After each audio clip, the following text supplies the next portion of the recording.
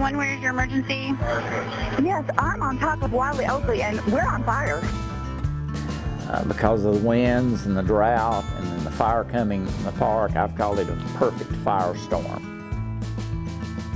Right now, my life is upside down, and it will be for some time to come. If you weren't there, you didn't go up on the mountain, you have no clue. It was a living hell up there. Evacuate, go up 321 towards Newport. Towards Food City? Yes, and just keep going. It was unpredictable. No one knew that it was coming that direction. Like spontaneous combustion, just went up in flames.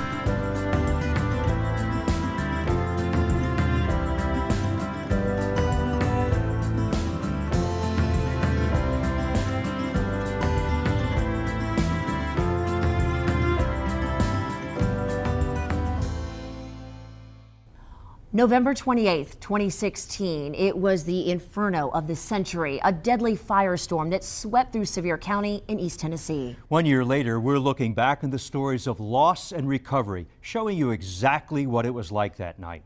You'll also hear people expressing frustration and forgiveness. We're sharing this story with you tonight, but unlike you've ever heard before, because we're not telling you this story, you're going to hear directly from the people who lived through it.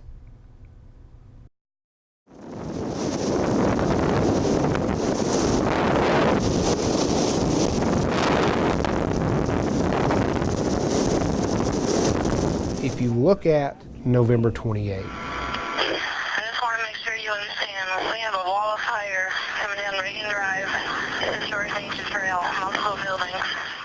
you don't know what you don't know. If you have units on Wiley Oakley Drive, they need to leave right now.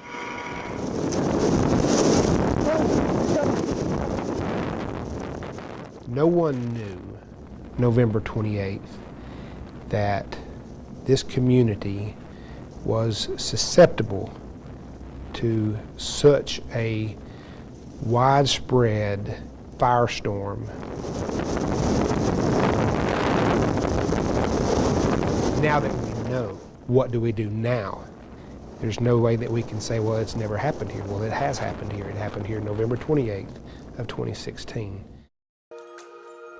As we mentioned, Kristen, 14 people died in the wildfires. Many of them were longtime residents, but some were visitors. You know, Don, we're also learning so much more about two of those victims because of an unlikely discovery months later here in the ashes. John and Marilyn Tegler had a cabin in Chalet Village, Kristen, not far from where we're standing. For more than 30 years, the cabin was there. The couple was originally from Canada, and this was their home away from home. Yeah, John is described as his son's hero, Marilyn, the quintessential mom. They would celebrate holidays and mark milestones here with friends and family.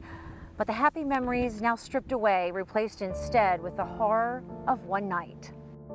Grandma had made mention that the winds were picking up and it was becoming quite smoky. Scott is the Teglers' oldest child. He says it was his own daughter who may have had the final conversation with his parents the afternoon of November 28th.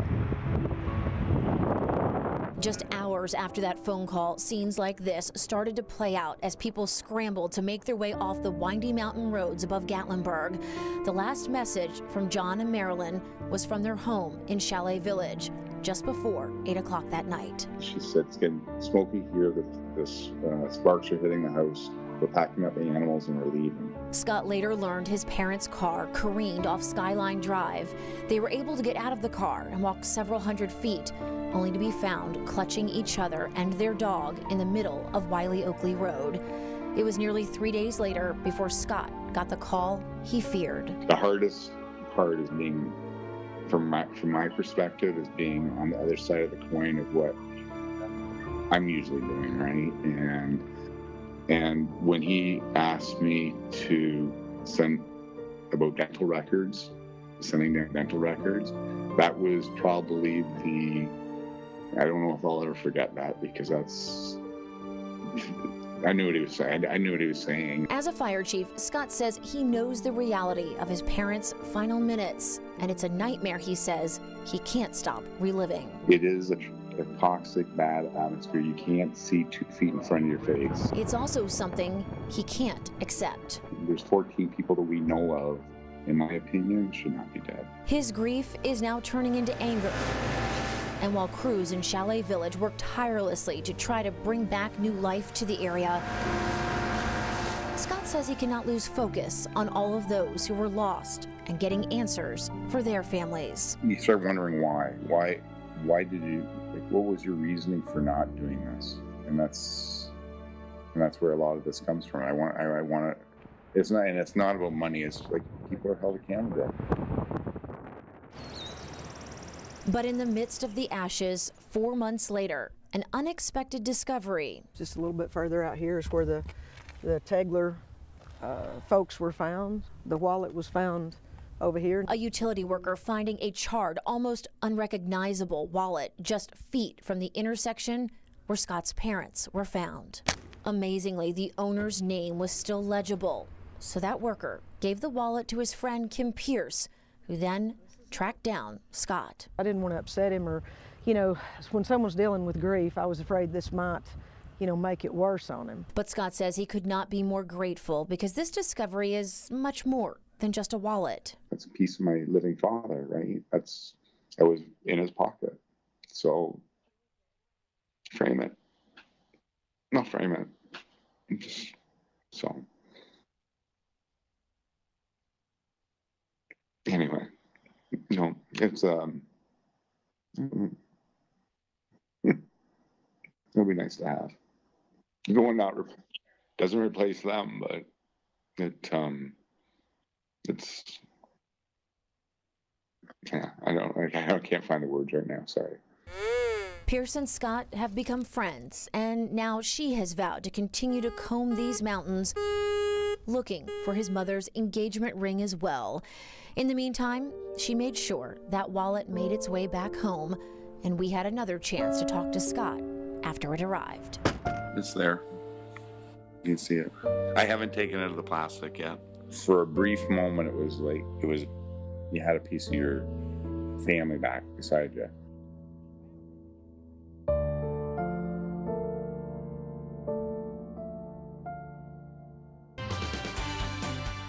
WATE 6 on your side. News at 6 starts now. Breaking news, Jeremy Pruitt coming to the Vols as head coach, landing in Knoxville with his son in his arms, ending weeks of waiting, arguing, and speculating who he is, how he fits into the future of the Orange and White Nation. Right now, we're bringing you a live picture here inside Neyland Stadium. We're waiting to hear from Coach Pruitt. Our live team coverage of the start of a new era on Rocky Top continues right now at 6 o'clock. Good evening. I'm Lori Tucker. And I'm Ryan O'Donnell. Thanks for joining us here. We're about 6 minutes or so out from the formal introduction of Jeremy Pruitt as UT's new head football coach. Yeah, the countdown is on, right? Yesterday, we told you he was the leading candidate. Last night, the deal was being finalized. This morning, the whole thing was confirmed with a news conference set to start at 6:05, just a few minutes from now. Yeah, he's actually coming to us from Alabama. The Crimson Tide just confirming in the last half hour that Pruitt will stay on as defensive coordinator in the playoff. Again, they're in the playoffs. They're still playing football. We're going to bring you that news conference to you as soon as it starts, of course. Hopefully, let's see, we're kind of watching it as well here. Yeah, we are. And expect to hear from him. We're also expecting to hear from Athletic Director Philip Fulmer and Chancellor Beverly Davenport. Now, we also have Bridget Bjorlo standing by with fan reaction because, boy, as you know, understatement, fans have been so vocal through this whole process.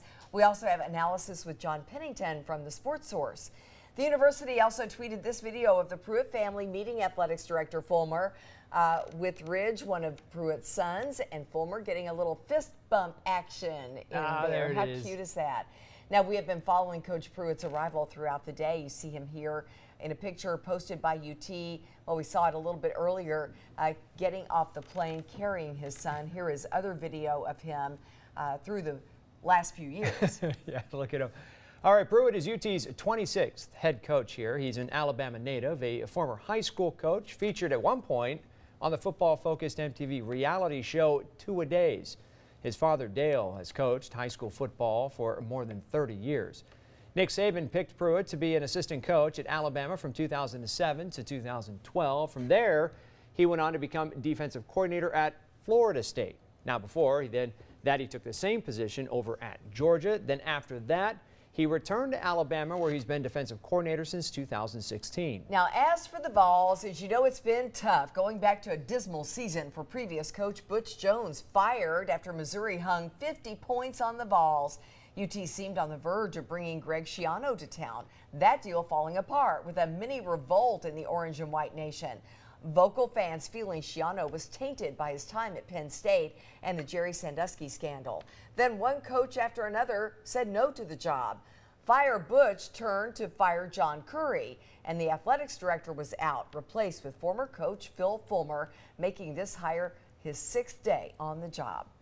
And tonight, after so much turmoil, the message on the rock reading, "Welcome to Rocky Top, Coach Pruitt." Very cool, right? Finally, everybody's exciting. I know. All right. In fact, we do want to get some reaction from the Orange and White Nation there. Bridget Biorlo joining us now live from campus. Hey, Bridget, you've also been talking with fans off campus as well. So what's the feeling you're getting from them about Jeremy Pruitt? Well, I can tell you that unlike the reaction to Greg Schiano, fans are fairly positive about the hiring of Jeremy Pruitt. They tell me he brings a lot to the table in terms of experience, pointing to his track record as defensive coordinator and as a recruiter. But even more than that, they tell me he brings excitement and hope to a program that could use it right now. As we've been telling you, he comes to Tennessee from the University of Alabama, and fans in Tennessee say they are eager to steal him away from their Alabama rival. They're also pretty excited about his defensive experience, and they're hopeful that under his leadership, he can help transform Tennessee and bring them back to being that defensive powerhouse they've been in the past. They also hope that he will be successful in recruiting those star players to Rocky Top. But despite all the hope in the air surrounding his hire, there still remains this cautious optimism about his ability to transform the program. Take a listen. I think that people put their trust in Philip Fulmer. I think that makes people feel a little better. If he says Jeremy Pruitt's the guy, then I'm with him, 100%. We'll have to wait and see. If he's good in recruiting, and that's where we need some help in recruiting, because Tennessee has the capabilities, the facilities to have a winning season. We just need someone to be the leader to pull it all together. Now, I'm also hearing from fans tonight that beyond Pruitt's coaching abilities, they're really hopeful about his ability to be a role model. His character and integrity came up a bunch during my interviews with fans, and they feel very confident that he will represent not only the team well, but also the university at large. So there's a lot of excitement here tonight. Back to you, Bo and Ryan. All right, thank you so much, Bridget. And as we wait for the news conference to start, let's go ahead, get some analysis of this. Yeah, the 6 on Your Side sports team's Mark Whiteman is joining us here, along with John Pennington of the Sports Source. Guys, what do you think of this move? Yeah, 25 days is a grind of a coaching search, but Tennessee finally got their guy in the last 6 days, much smoother than all the weeks preceding it. Host of the Sports Source, John Pennington, in the studio with me. John, prior head coaching experience no longer seems like a requisite for a successful champion-winning coach. Coach Fulmer obviously had his guy in mind, tough, physical, run the ball, play defense. That being said, do we think Jeremy Pruitt is the right fit? I do like the fit. On paper, I think it's a good one when you consider what Tennessee has been through. I think this is about as good a hire as you could have made. Philip Fulmer reached out to some bigger names, some head coaches who are seated head coaches, and they weren't interested. So when you fall back into the coordinator range, as Mark pointed out, you can have guys like Mark Richt who can have long, successful careers, Bob Stoops, Dabo Swinney, on and on. It can be a win, and I do like the fit of it. None of these hires are guaranteed, whether you get a seated head coach, John Gruden, or a coordinator, but it does feel like a Tennessee hire to me. We wanted $25,000. That was way too low. Lori, you got an update for us. That's pretty amazing. 4 o'clock. Yes, we set a new challenge for East Tennessee at $40,000. Let's see where we are right now, everyone.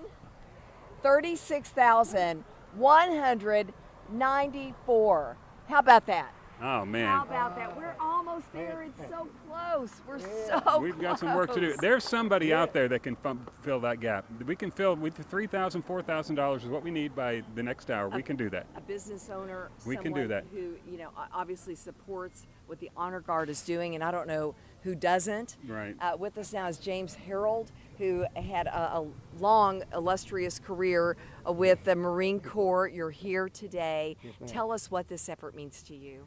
Oh my, my last first to say, when Kobe told me about this event. Kobe Cooper, our general manager. Yes, I immediately said I needed I wanted to get involved. I really want to get involved. I already thought this was really a great thing, you know, that WATE was going to do for the honor guards. And I'm just absolutely so pleased to be part of it. I really am. Well, we admire you for your strength and your energy. You have been out there all day in your dress uniform collecting donations, and we really, really appreciate it. We're almost to that $40,000 goal. You think we're gonna make it? Yes, ma'am. All right. You heard it from a Marine. All right. And he's been working his voice. He's been out here on Broadway collecting donations all afternoon. Yes. So we appreciate your service, sir. Very hey, much. This isn't the only location. We're down on Kingston Pike, so let's check it out. Aaron and Don are down there. Hopefully some good news from those folks as well. Hi, guys. Yeah, we sure do have some good news. You know, Aaron, I heard them talking about appreciation. Matt said it and Lori said it, and we heard a lot of that today as people came up to the Honor Guard. Absolutely, and one of our Honor Guard members joining us now to talk more about that. This is Tony Joyce, the United States Marine Corps Sergeant. Thank you so much for joining us, and tell us a little bit about what it has been like for you to face see these donations coming in. People are very grateful. They say, this is for my father, this is for my brother. Thank you very much. We've had some that said 2 husbands that we did the ceremonies for. Wow. Very emotional too. Yes, ma'am. Absolutely. Well, thank you for your service and for standing out here all day and helping out with this as well. That's what it's all about, gratitude and saying thank you. Yeah, and you know, there's only 2 groups here in East Tennessee that do it. 450 funerals, no cost, and Operation Honor Guard is certainly going to go a long way to help them. Absolutely. All right, we're going to send things back to Bridget and Ryan. We'll be here till 7 o'clock, guys. All right, fantastic, guys. Thanks a lot. A lot of hard work out there. And you still have, what, about 15, 20 minutes still left to donate. We really want to get to $40,000. That's the new goal. Well, we love to work with these volunteers, and we definitely appreciate your support. Yeah, as Bridget just mentioned, you still have time here to help out. You've got all the way up until 7 o'clock. You can go to either of those Rose Mortuary locations, the one on Kingston Pike or North Broadway.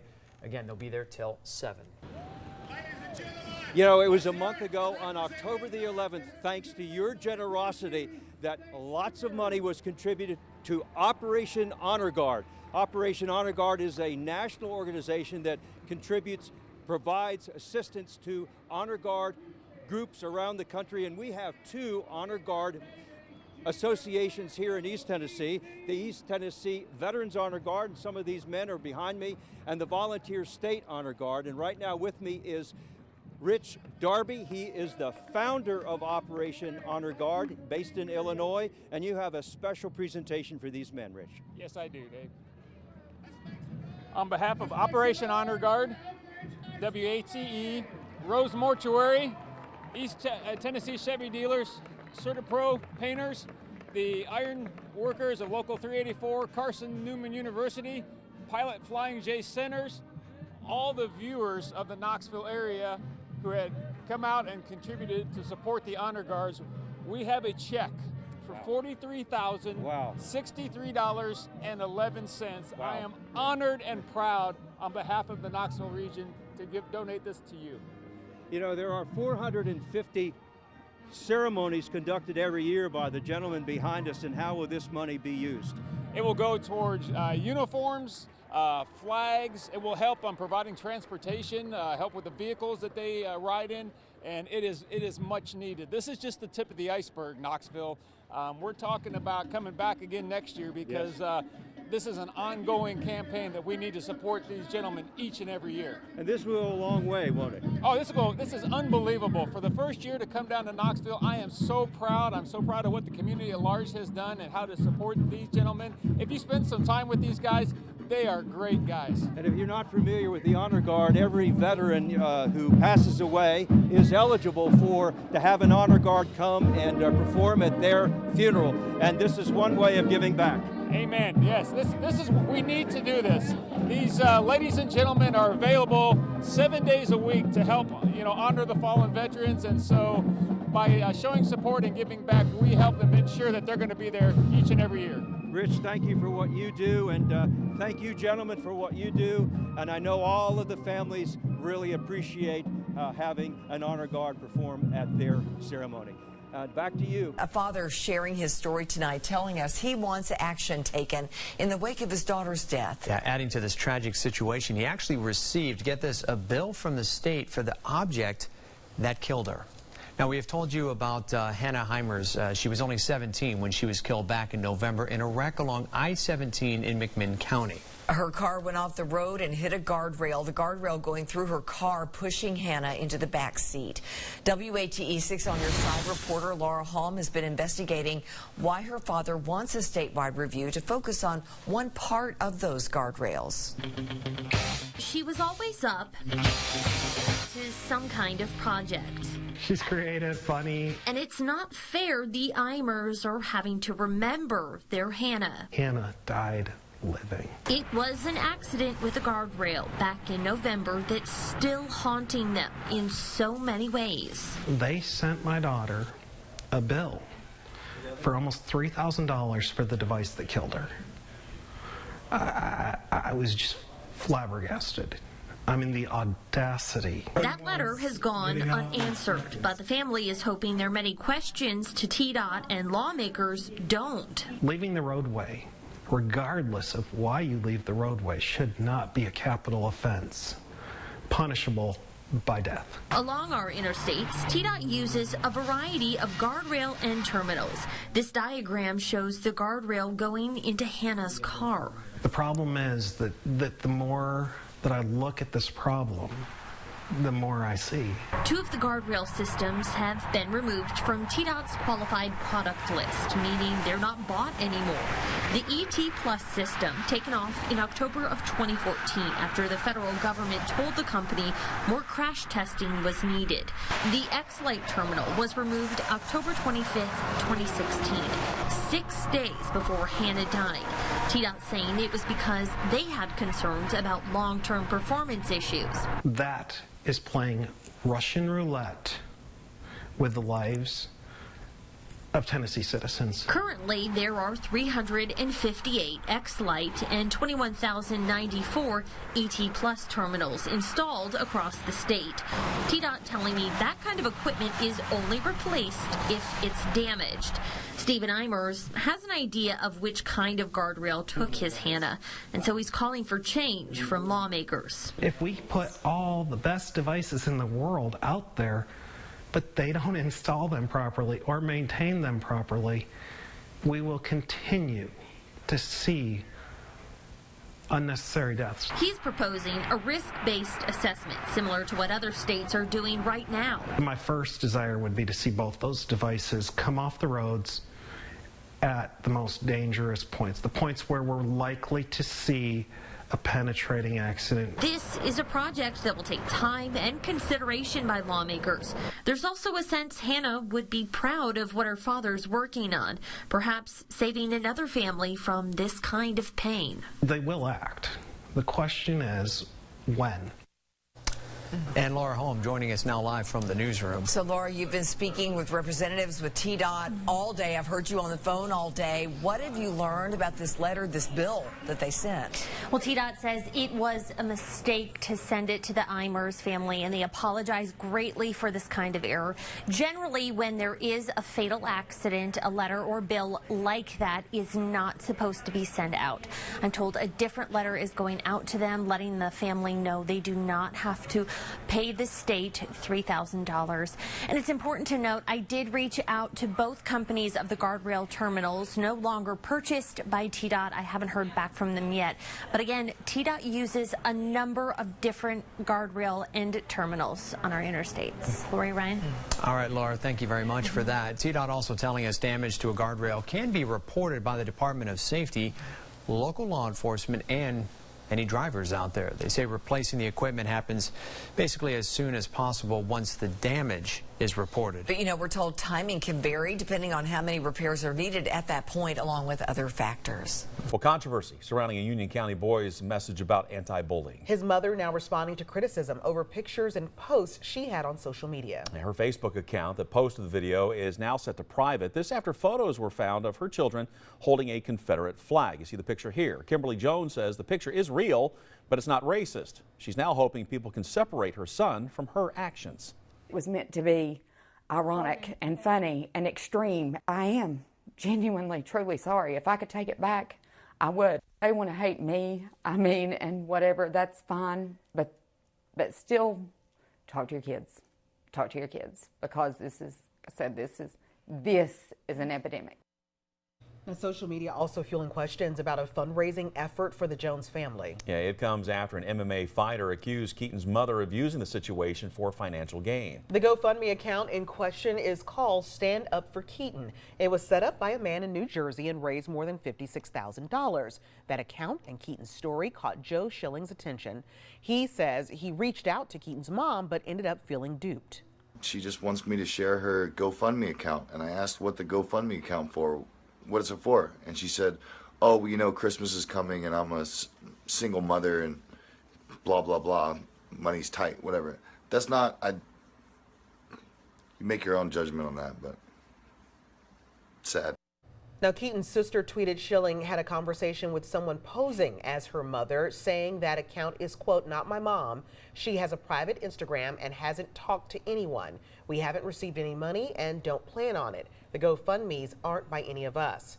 Now, the man who created the GoFundMe says, quote, I can't even say for sure that any of what's being said is true. I don't know the family personally and never claimed to have known them. This is about a kid who's been bullied, and not just one kid. Keaton, there are many unspoken cases about kids being bullied. We have to be the voice for the voiceless. Now, he went on to say that he hopes to establish a college fund for Keaton and donate the rest to other children who have been victims of bullying. There's also a link for anyone who wants a refund. We should point out Joe Schilling's Instagram video and posts about the Jones family have since been deleted. Many now calling on the boxer to apologize or retract his statements. We'll, of course, keep following the story for you and let you know of any updates. Separated by metal fencing and Knoxville police officers, pro-monument protesters were on the other side of the street, the same spot as the Fort Sanders Confederate Monument. Pro-monument protesters each here for a reason, many saying they came to protect history. I'm here to preserve our history, not to hate, not anything like that. Preserving our history is all it's about, with me. Counter-protesters held signs condemning things like racism and hate, some even calling these pro-monument protesters racist. So I asked some on this side of the street if they see themselves the same way. For people that say you're a racist, what is your response to that? Oh, I'm not. I mean, I have African American friends, I have Mexican friends, I have friends of all races. I'm not. And none of them hate me or anything. None of them call me that to my face or anything, so I don't see where it comes from. The other side, there's nothing over there that we disagree with. No one wants the KKK. No one is white supremacist. There's none of that. It's just citizens supporting the monument. Why didn't the park fight the chimney tops to fire more aggressively, especially at the beginning? Well, one of the things that we look at based on where the point of origin is what's the safety to the firefighters. And so if you've ever, and I'm sure you've been to the chimney tops, it's a very, very steep, rocky area. And so based on that and not putting firefighters at great risk, we want to make sure that we can fight this incident safely and effectively. And so in wildland fire, there are two ways that you can do it. It can be directly or it can be an indirect attack. And so we chose the indirect attack because based on the best available information we had, that fire was backing down that ridge top, and that would have allowed us to more effectively get it, to be more aggressive toward it, but also do it in a safe and effective manner. Were some lessons learned from the way it was fought? Oh, absolutely. Again, we can't have a hindsight bias. Yep. Each fire is like a fingerprint. Each one are different, and based on the terrain, the wind, and the origin of it, we'll have to look at that. Every time we'll look at it differently. That 24 years is a record. Yes, it is incredible, Lori and Kristen. This is the longest frozen embryo to successfully come to birth. The National Embryo Donation Center, which is here in Knoxville, transferred that embryo back in March. The family found out the procedure was a success, and not long after, the Gibson family welcomed baby Emma Wren this November. So I sat down with the new parents today who say they really never imagined just how remarkable their story would turn out to be. The best gift this Christmas isn't under the tree for Tina and Benjamin Gibson. They're holding her in their arms, their new baby girl, Emma Wren. Seriously, in the middle of the night, we'll wake up and just look at her and we're like, can you believe it? Like, she's really ours. It still seems so surreal for this young couple who faced infertility for several years. I never thought that I'd be able, to have a pregnancy and to have a baby. Like, oh my gosh, like such a miracle, such a sweet, sweet miracle. At one time, they had considered traditional adoption, but decided to try frozen embryo transfer. With the hopes of becoming parents, they went through the process at the National Embryo Donation Center in Knoxville, not knowing the embryo they had chosen was frozen for more than 2 decades. Meaning Tina, who was just 26 years old, was carrying an embryo conceived just 1.5 years after her own birth. If this embryo was born when it was supposed to be, like, we could have been best friends. I was like, we could have been friends. And he just thought that was so funny. So that's been like the going joke. And I mean, it's just so crazy. Preserved all those years here at the National Embryo Donation Center, Carol Sommerfeld, the lab director, says seeing the record-setting embryo result in a successful birth has proven technology and advancements over the years have worked. I see miracles happen every day. On average, transferring 120 to 150 embryos a year, this one was the oldest. But the Gibsons say they don't think for 1 second it was all a coincidence. I think it's just proof, it's such a God thing, so like such a miracle that, this, I think she was chosen for us. Just perfect. I don't think we chose her. I think she was chosen for us. Saying they believe this process was all part of the plan, leading right to the perfect embryo, now their daughter. It's just a pure blessing from the Lord, straight from God. It's nothing we did at all. And what's even more amazing, that there are 2 other embryos from that same set little Emma was born from. So if the Gibsons ever decide to have more children in the future, they would actually be, the siblings would be twins, and there would be a new record set. August 21st, 2017, millions of people across the country admiring one of nature's most spectacular shows. And East Tennessee is a prime location. You're watching the Great American Eclipse from WATE, 6 on your side. All right, welcome back live to Sweetwater. We've got this cutie group of girls from Webb School looking up, of course, being safe first with their solar glasses. We're going to talk to them in a minute, but we want to show everyone at home. Yeah, take a look at what we're seeing here, what they are seeing through those glasses as you look up into the sky here. And again, the moon starting to make its way. You see the crescent of the sun, something that we normally don't see. We think of the moon. That's right. It's such an situations. unusual shot. Hey, ladies, slide in here. You can take your glasses off for a minute. We talked to you this morning on Good Morning Tennessee. What do you guys think of it now that it's actually happening? I think it's pretty amazing because this is a once-in-a-lifetime opportunity for us. It really is. And is it as cool as you thought it would be? Yes, it is. Yes, it is. And what is your favorite part so far? Being able to see the moon go over the sun. All right. How about you? Did you ever think this moment would get here? Yes. You did? You knew it was coming, right? Yes. Are you excited when the moon completely now covers the sun coming up here in a little bit? Yeah, my glasses are going to glow. Your glasses? Oh, these are glow-in-the-dark glasses? Oh, we're going to have to look for that Oh, then. that is super cool. Ladies, thanks for stopping by again and joining us. You bring smiles to our faces. We appreciate it. Just saw it kind of darken a little bit more. It's almost like every once in a while someone just kind of turns down the light a little bit and it gets a little bit darker. So here we go. This is amazing. Let's see what the time is right now. There it goes. Yep. Here we go. Watch this.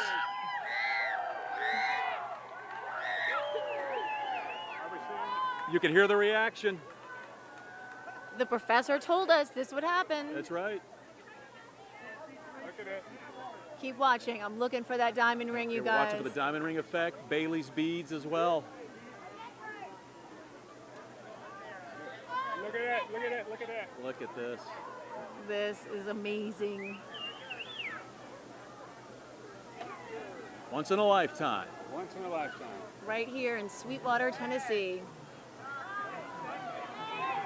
Oh, they're counting down. Feel the temperature.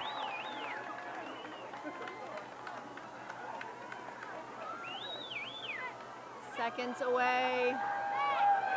Oh boy. Look at that.